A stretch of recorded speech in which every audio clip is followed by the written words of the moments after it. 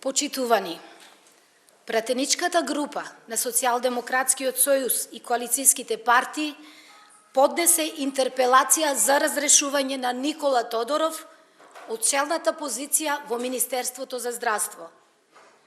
Бараме одговорност од Никола Тодоров за системските проблеми и целокупниот хаос во здравството, што резултира со трагични последици врз граѓаните, врз пациентите.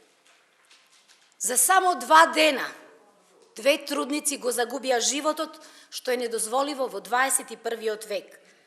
Тоа најдиректно покажува дека здравствениот систем во Македонија не функционира.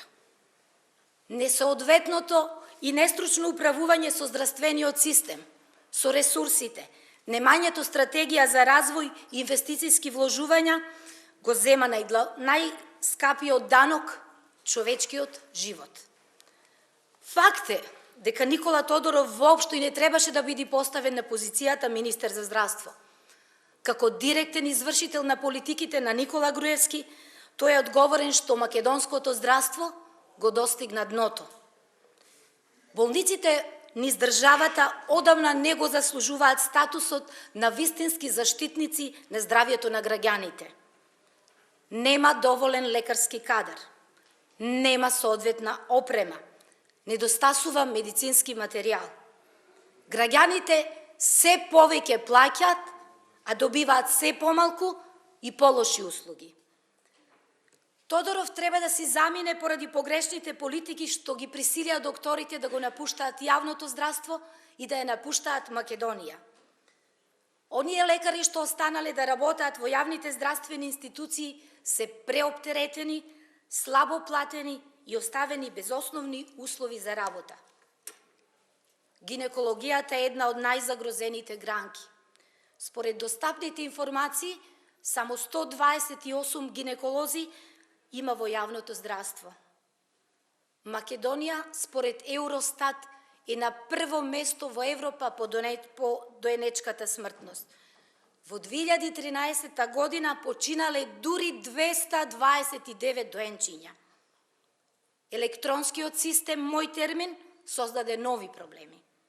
Не само што не се намалија редиците на чекање во клиниките, туку се зголемија. Не само што не се растерети терцијалното здравство, туку дополнително се внесе хаос. Се уште трае инсулинската криза.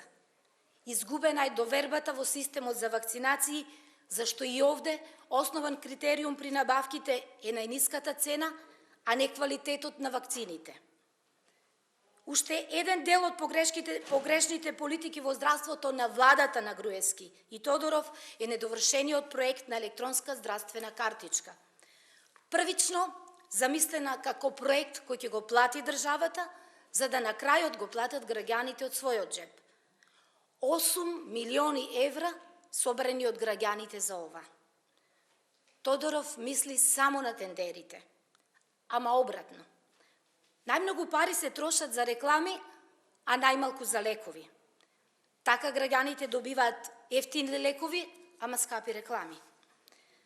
Поделбата на клинички центар, воведувањето на двојни директори, само дополнително ги влошија состојбите и ги зголемија долговите на јавните здравствени установи. Секоја година овие долгови растат и на крајот од јуни 2015 година изнесуваат неверојатни над 3 милиарди денари или над 51 милион евра, а обврските на јавните здравствени установи се над 70 милиони евра. На здравството на Република Македонија му се потребни нови системски решенија.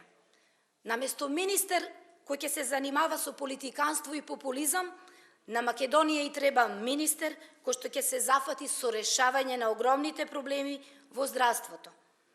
Само така ќе се спречи целосниот колапс на здравствениот систем и загуба на нови човечки животи. Благодарам.